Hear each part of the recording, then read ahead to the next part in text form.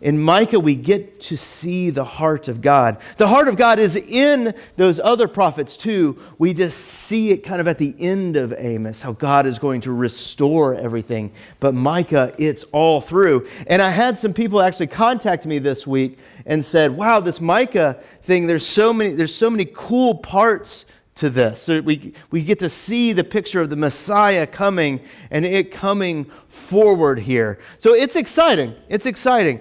But what Micah shows us the most is, and this is kind of the main idea through here, is where do you see God? That's the main question. And yes, that is Jesus' picture in some toast. Right? So where do you see God? And some of you may say, I see Jesus on some toast. Right? Like I've seen that. But where do you see God? Because sometimes we look in places where God may not necessarily be. And I say that not as a judgy thing, because I don't get this judgy sense from Micah, but as one that I often look for places. I look to find God in other places. So to kind of begin with this, so let's ask this question: where do you see God? Some of you may go, right here at church, right? It's like I come and see God here in church, and that's great. And I hope that you can see God here, that you can experience God here. I hope that you're able to listen to the eloquent words which flow out of my lips like warm butter, right? Like I hope that you're able to see that. And I hope that maybe I could even be kind of like a prophet.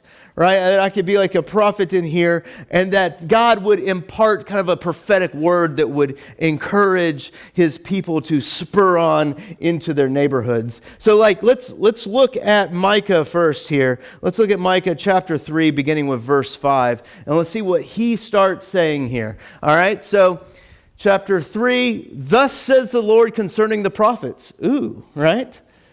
Who have led my people astray. Now, wait a second.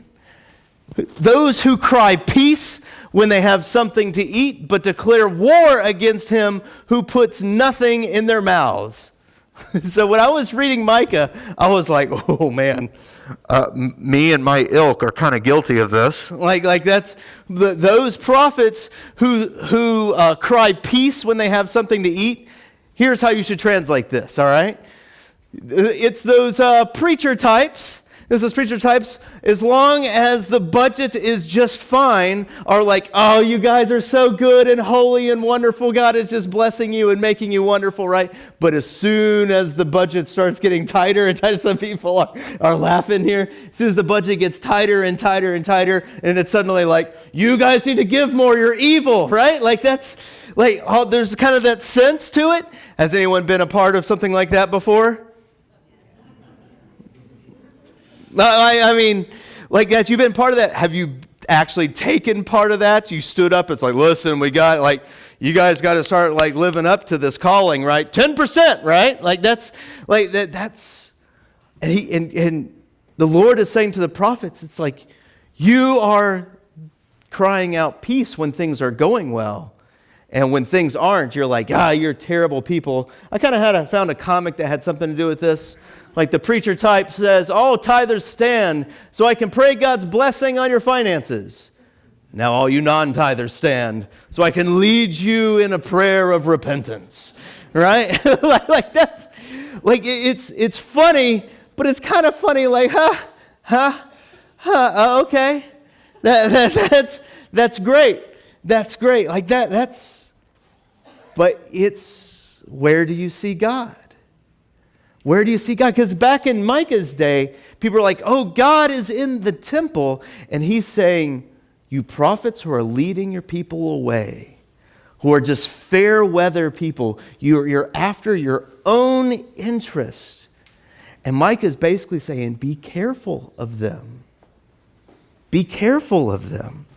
And the other place that we find that we look for God, where do we see God? We sometimes see it in blessings, right?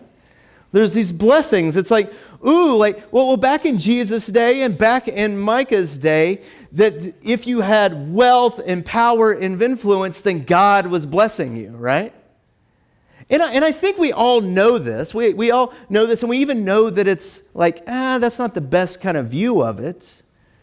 But we end up falling into it. Because think about it, have you ever heard this phrase, like, ooh, God is just really blessing Beatrice over there? Had to come up with a name of no one in the room. If your name is Beatrice, I'm sorry. You know, like look at that great house that Beatrice has. God is sure blessing her. Man, Beatrice has that great retirement. God's blessing her. Beatrice's kids have their act together. God is sure blessing her, right? Like that's we view this way, and we got to be careful about that when we look at it in that way, because the flip side of that is, if you don't have power and influence and wealth, if God is always connected to power, influence, and wealth, that when you don't have it, you got to be careful that you might say, oh, I'm not being blessed. I'm actually being cursed. You see that? You see that? So we need to be careful. We need to be careful about our rhetoric about blessings. Where suddenly we have something taken away from us and it's like, oh, this is a terrible curse from God. Why doesn't God love me anymore? And so I think we need to be careful about looking for God in the midst of that framework of wealth, power, and influence, that it might be somewhere else. It might be in something else. So, where do we see God?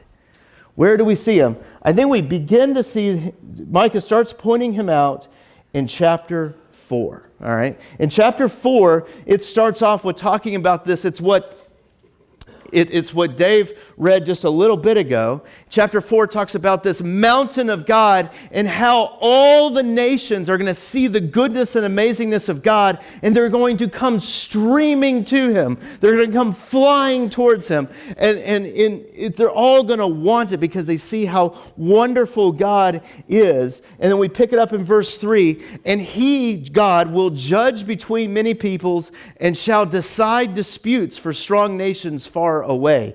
Like that's God will decide these disputes. He will take care of them. He'll be the ultimate judge, right? And He'll be a good judge. And this is seriously, this is my favorite verse this week. This verse like came right over the page onto me. And they shall beat their swords into plowshares and their spears into pruning hooks. And nation shall not lift up the sword against nation, neither shall they learn war anymore. What's he saying? What's he saying? God has taken care of all their disputes, so they have no need to kill each other anymore.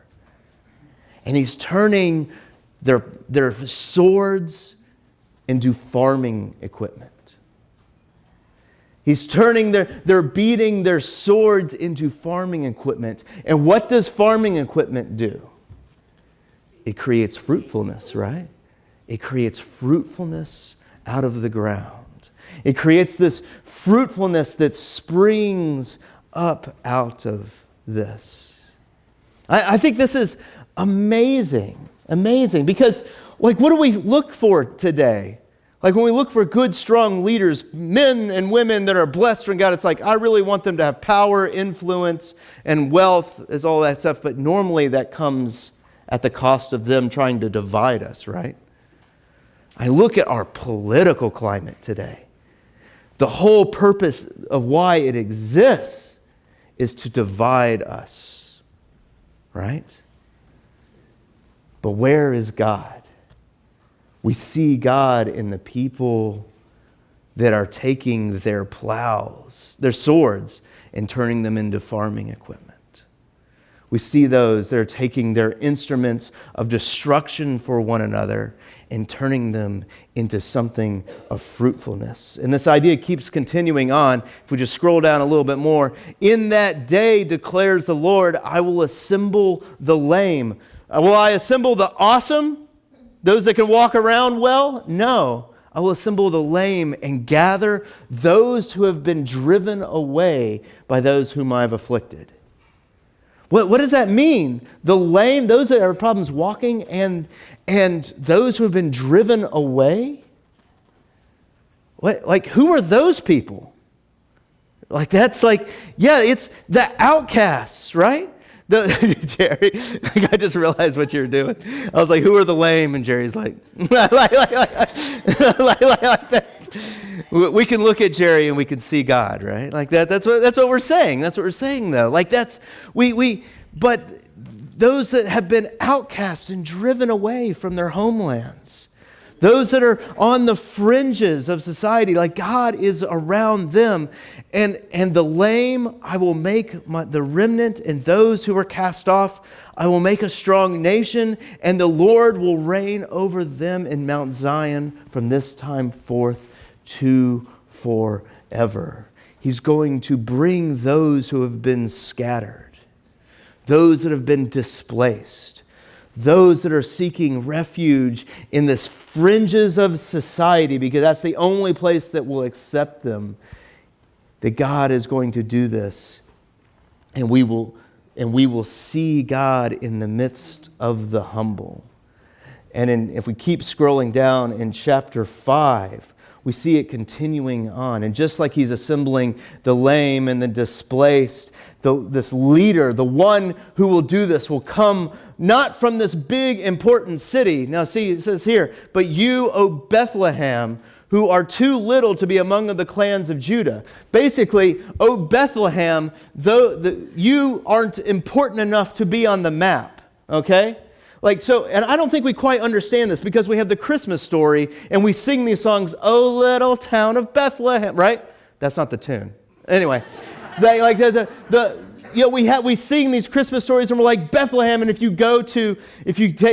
we all went on a trip to Israel, with the big like buses and all that stuff, and we're just like, you're like, I want to see Bethlehem. Like Bethlehem has become like this big thing to us. So we don't really understand what this means anymore. In order for you to understand what it means, we have to understand it in our terms. So, but you, O Okeechobee. No, even Okeechobee has a place on the map, right? That's still too big like that. But you, Yeehaw Junction, right? You're not even a city. You're a junction, right? Like with a really weird hotel and like some sketchy truck stops, right? Like that's... Like you're not going to get anything to Lakeland or Orlando, right? And you're like, I think I can hold it, right? Like that as you go past Yeehaw Junction, like that's you. But you, Yeehaw Junction, that are too little to even be an incorporated city, right? From forth me, the one, there'll be a leader of Israel. That's what he's saying. He's saying that the Messiah, that Jesus, is not going to come from a place like Paris or Dubai or Hong Kong or New York or Chicago, not even Miami. He's going to come from Yeehaw Junction, right? That's where he's going to come from, the middle of nowhere. And we see this Messiah come, who comes from Bethlehem, who comes from Yeehaw Junction. And does he go straight to the top? No, he goes to the bottom. He goes to the lame, those that are struggling, those on the outside of the fringes of society, and he heals the lame, he heals the blind. He bends down to all of those people, and he creates fruitfulness out of them. He creates fruitfulness out of all those people. The sick are healed and they see God. Those that are poor are accepted and they know God. And ultimately, God himself doesn't go to the throne of awesomeness on top of the hill, but he goes to the very depths of society, to the cross, to death itself. A place where nobody would expect to see God, the God who created life. No one would expect God to be on the cross. And this is when we need to go back and talk about that sword and plowshare, that sword to farming equipment. Because what we see with God in Jesus, this question of where do we see God comes up.